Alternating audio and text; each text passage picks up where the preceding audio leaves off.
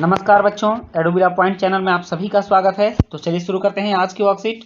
और आज की वर्कशीट है क्लास 8 के हिंदी की वर्कशीट संख्या 28। आज की वर्कशीट में हम लोग पत्र लेखन सीखेंगे। तो प्यारे बच्चों, पत्रों का हमारे जीवन में विशेष महत्व है। पत्रों के माध्यम से हम अपने मन के विचारों को प्रकट करते हैं। जिस बात को किसी कारणवश हम कह नहीं पाते, उसे हम पत्र द्वारा लिखकर आसानी से कह देते हैं। पत्रों को मुख्य रूप से दो भागों में बांटकर देखा जा सकता है। औपचारिक पत्र, जिसमें कि प्रधानाध्यापक, किसी कार्यालय, विभाग आदि को लिखे जाने वाले पत्र, और अनौपचारिक पत्र, अपने किसी मित्र, शुभचिंतक या परिजन को लिखे जाने वाले पत्र। आइए आज के कार्यपत्रक के माध्यम से हम अनौपचारिक पत्रों के बारे में जानेंगे। तो पिछले वर्कशीट में हम लोगों ने औपचारिक पत्र सीखा है और उसमें प्रधानाध्यापक और नगर निगम के अधिकारी के पास हम लोगों ने एक आवेदन लिखा था। तो आज की वर्कशीट में हम लोग अनौपचारिक पत्र के बारे में सीखेंगे कि अनौपचारिक पत्र कैसे लिखते हैं। वैसे परिवार में जो भी पत्र लिखे जाते हैं, जो व्यक्तिगत होते हैं, पर्सनल लेटर होता है, ये सारे के सारे पत्र अनौपचारिक पत्र के अंतर्गत ही आते हैं। तो अनौपचारिक पत्र लिखते समय ध्यान रखने योग्य कुछ बातें हैं। इस पत्र में व्यक्तिगत पत्र आते हैं। इस प्रकार के पत्र माता पिता, भाई बहन, दादा दादी, मित्र तथा संबंधियों को लिखे जाते हैं। पत्र लिखने वाला अपना पता तथा तिथि बाईं ओर लिखता है। इसके नीचे अभिवादन लिखा जाता है, जैसे नमस्ते, असीम स्नेह, सादर चरण स्पर्श आदि। अंत में जिसे पत्र लिखा जा रहा है उससे लिखने वाले का संबंध और नाम लिखा जाता है, जैसे मित्र या सखी, आपका बेटा या बेटी आदि। पत्र में कथन के साथ भाव भी प्रभावशाली होना चाहिए। पत्र की भाषा सरल, लेख स्पष्ट और सुंदर होना चाहिए। यदि आप कक्षा अथवा परीक्षा भवन से पत्र लिख रहे हैं तो कक्षा अथवा परीक्षा भवन अपने पता के स्थान पर तथा कख गघ अपने नाम के स्थान पर लिखना चाहिए।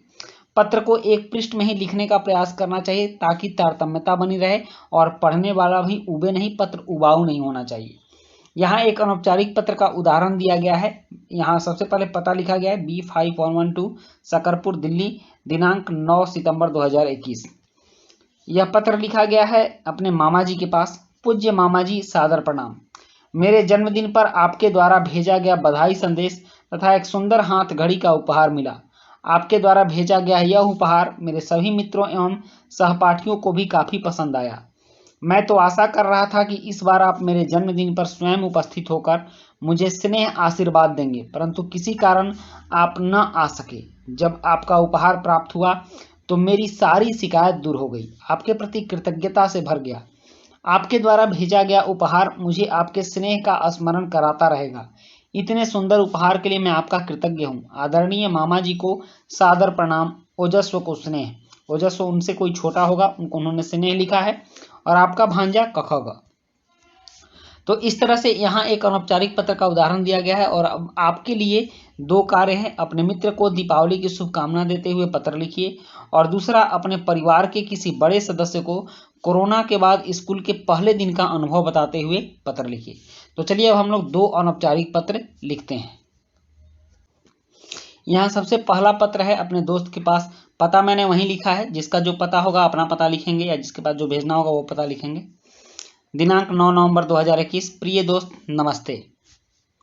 सबसे पहले दीपावली की हार्दिक बधाई। तुम्हारा दिया पत्र मिला, जानकर बहुत खुश हुआ कि तुम्हारी पढ़ाई बहुत अच्छी चल रही है। हमारी पढ़ाई भी यहाँ अच्छी चल रही है। इस बार की दिवाली में कुछ विशेष आनंद आया, सोचा कि तुम्हारे साथ शेयर करूं। इस बार की हमारी दिवाली दिल्ली में बिना पटाखों के बिल्कुल शांत, स्वच्छ और मनोहारी थी। चारों तरफ दीप जल रहे थे, पटाखों का धुआं नहीं था, शोर तो बिल्कुल नहीं था। पूरी दिल्ली जगमग जगमग कर रही थी। अच्छा लगा इस तरह की दिवाली देखकर। उस वक्त मुझे तुम्हारी याद आई। काश तुम हमारे साथ होते तो दिवाली का मजा दोगुना हो जाता। अगले साल मैं तुम्हें जरूर इनवाइट करूंगा। तुम हमारे यहाँ आना और दिल्ली के दिवाली में हमारे साथ रहना। हमारी दिवाली अच्छी बीते, इसी शुभकामना के साथ चाचा जी और चाची जी को मेरा प्रणाम कहना। तुम्हारा दोस्त रमन। यहाँ नाम अपना लिखेंगे। दूसरे में पता मैंने वहीं लिखा है। आप लोग अपना अपना जहाँ भेजना होगा वहाँ का पता लिखेंगे। और यह पत्र मामा जी के पास लिखा गया है।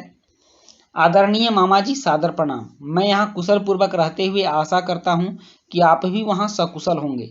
मामा जी, बहुत लंबी छुट्टियों के बाद हमारा स्कूल खुला। मैं कोरोना की छुट्टियों के बाद पहली बार विद्यालय गया। वहाँ का माहौल पहले से कुछ बदला बदला नजर आया। सभी बच्चे मास्क लगाए हुए, हाथों में सैनिटाइजर लगाकर एक दूसरे से दूरी मेंटेन करते थे। हम पहले जो सभी दोस्त एक साथ बैठकर बातें किया करते थे, वैसा मौका नहीं मिल पाया। खैर, बहुत ही अनुशासित और रोमांचक माहौल था। बहुत दिनों बाद विद्यालय जाना। वर्ग में भी हम अलग अलग बैठे हुए थे और बहुत बहुत ही सतर्कता पूर्वक कोरोना गाइडलाइन का पालन करते हुए पहले दिन का स्कूल का कार्यक्रम समाप्त हुआ। हमें कुछ अजीब और कुछ अच्छा भी लग रहा था। उसके बाद हम इस अनुशासन और कोरोना गाइडलाइन के आदी हो चुके हैं। अब स्कूल अच्छा लगने लगा है। तो इसी के साथ मुझे उम्मीद है कि आप भी कोरोना गाइडलाइन का पालन करते होंगे। आदरणीय मामी जी को सादर प्रणाम बोल दीजिएगा। आपका भांजा रमन। तो बच्चों, ये थे हमारे दोनों औपचारिक पत्र। इस ढंग से ही पत्र लिखे जाते हैं, आप भी पत्र लिख सकते हैं। तो इसी के साथ आपकी वर्कशीट कंप्लीट होती है। वीडियो अच्छी लगी हो तो लाइक, सब्सक्राइब, कमेंट जरूर कीजिएगा। मिलते हैं नेक्स्ट वीडियो में। Thank you.